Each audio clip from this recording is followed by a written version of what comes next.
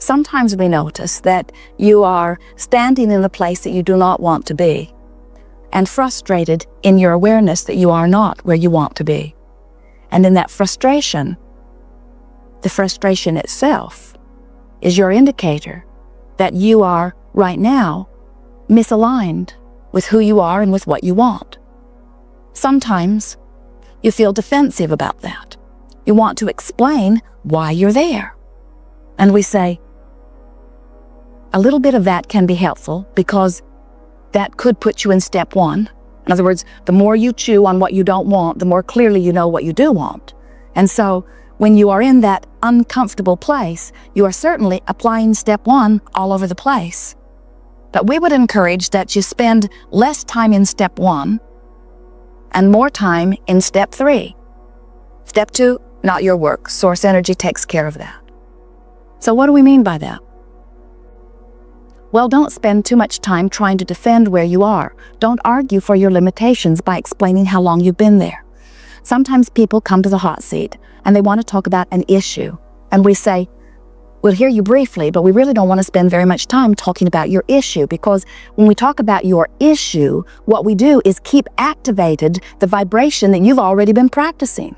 And when we keep activated the vibration that you've already been practicing, the vibration that is already shown you is not going to get you to where you want to be, then this becomes another exercise in futility, because all we do is practice the vibration that isn't working for you. Well, sometimes they can't even reach for the other thought because that vibration is so dominant, and sometimes it feels like they just need to talk about it. And we say, we really don't want to talk about it very much. We want to talk about something that feels good. And they'll say, but I can't talk about this and feel good. And we say, then let's talk about something else. And they'll say, but I'm here to talk about this. And we say, but that is your problem. And they say, we know that's our problem. That's why we want to talk about this. And we say, yes, but talking about your problem only continues to activate the problem and holds you apart from the solution. And they say, but I don't know what the solution is. That's why I'm here. I want to tell you what my problem is so you can give me the solution. And we say, yes, but if you activate your problem, you can't hear the solution. And they say, give me my money back.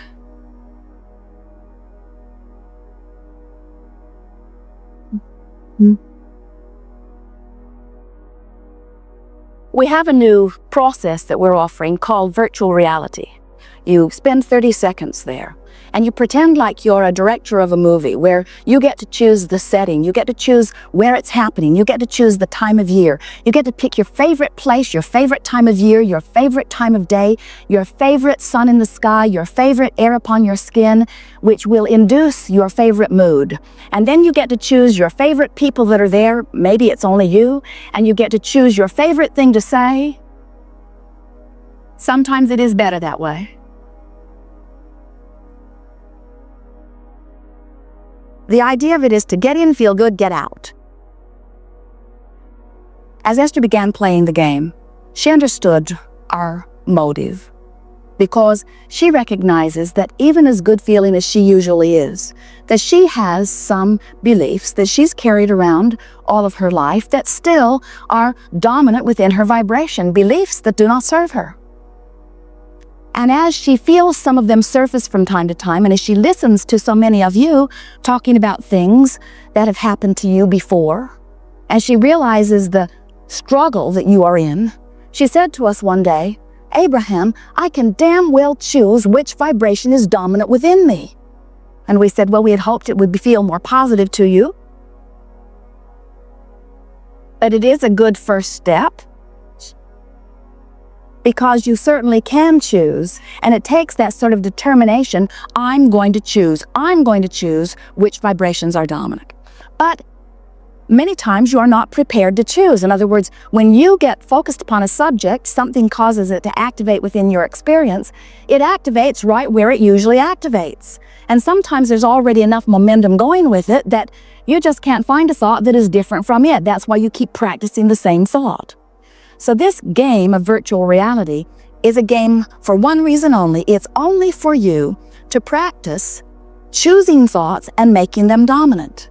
It's really more about you showing yourself that you can take a thought, a simple thought, focus on it, make it dominant, so that you gain confidence enough that you can then begin to take some of those other beliefs that are hindering you and gently modify them.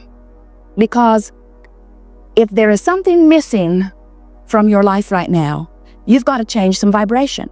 If there's something in your experience right now that you don't want, you've got to change some vibration. You cannot continue to bit along in the habitual pattern of offering thought and have anything in your experience change. You've got to change it. Esther took 10 years of piano lessons when she was a little girl. Well, she was little when she started. And she did 100% of her practicing at the lesson. She had a very nice piano teacher. They enjoyed each other very much. They always had a good time, half an hour a week. And as a result, Esther can play a pretty nice tune. But we want you to practice more than at the lesson. We want you every day, if you are really serious about changing your vibration, we want you to begin to play this game of virtual reality several times every day until before you know it, you will be able to choose which vibrations you want to make dominant. Never again was something that happened when you were 3 or 5 or 20 or 30 or 40 or 50 or 60, something else that happened that was so dominant that it caused you to offer a vibration. Never again will something other than what you choose be your dominant vibration. And when that happens, you are then the deliberate creator of your own experience.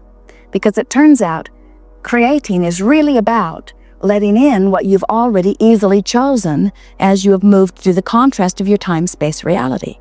It's not so much about goal setting. The goal setting happens. It's about aligning to your own goal. Good. We are eager to visit with you about anything that is important to you. It will be a very nice unfolding here. Many of you have been hearing us, and others. You are powerful in your creating, and you have come to play with us on the leading edge. And we are prepared, along with you, to take thought beyond that which it has been before. It's always delicious to come across an obvious new idea. It is so exhilarating to be right there, chewing on something, and all of a sudden have the next logical step that has never been understood before appear right before you, and to feel you right there with it. You are powerful creators. You are not regurgitators at all. You said, I want to come forth into this time-space reality, and I want to feel the exhilaration of my purpose and my focus. And together with others, I will take thought beyond that which it has been before. You've said, I'll pay attention to the way I feel, because I have this guidance within me that lets me know my vibrational harmony. I can feel when I'm in alignment with who I really am, and I can feel when I'm not. So as the new ideas are born, I will literally mold them by feeling and thinking, thinking and feeling, thinking and feeling, thinking and feeling, thinking and feeling. I will project a thought, and then I will feel it into place. I will project a thought, and then I will feel it into place. And gently, I will enjoy my expansion. Your dominant quest for all of eternity, and certainly that which you held before you made the intention to come forth into this physical body, was to feel good. Joy was your quest, because you knew if you were feeling for that resonance of joy, then you were feeling for your guiding light. You were feeling for your alignment with who you really are.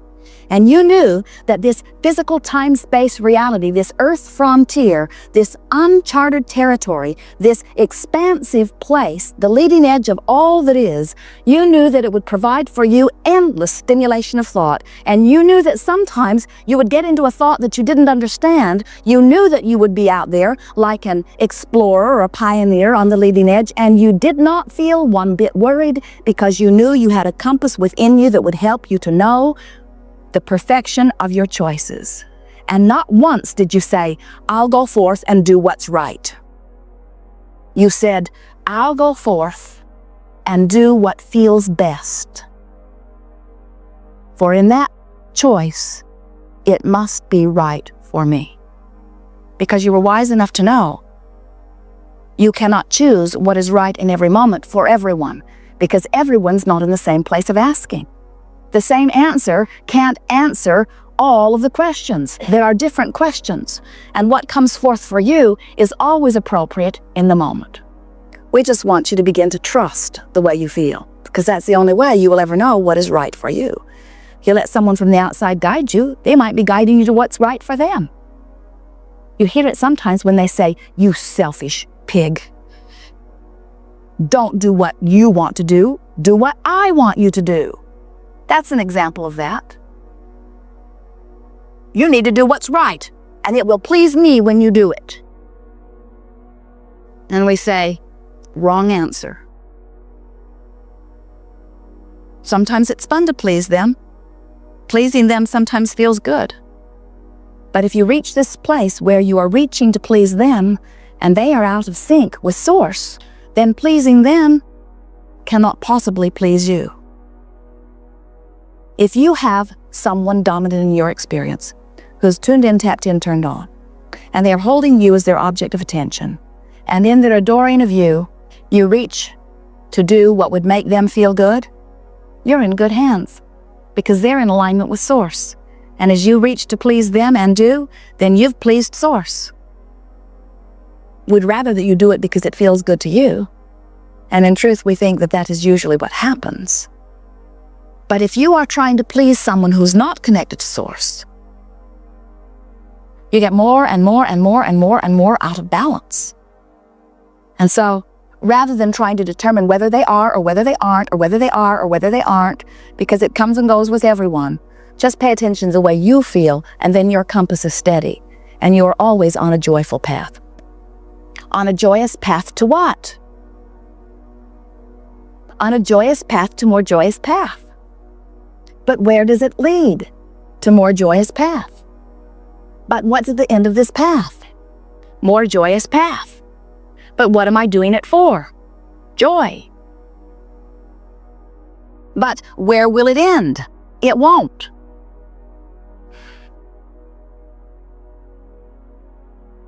I never get it done? That's pretty much it. You never get it done. We never get it done. But when you think about it, have you ever been on a joyous path, like a vacation, or eating an ice cream cone, when you wouldn't have minded if it didn't end? Where you wouldn't have minded if it just went on and on? You were having such a good time.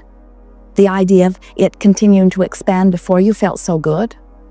Well, that's the way this life experience felt to you from your non-physical perspective. And it's the way we want you to remember again. Jerry and Esther were leaving a hotel in San Diego the other day. And the bellman who was helping them with their luggage stood with Esther on the curb while Jerry went to get the car.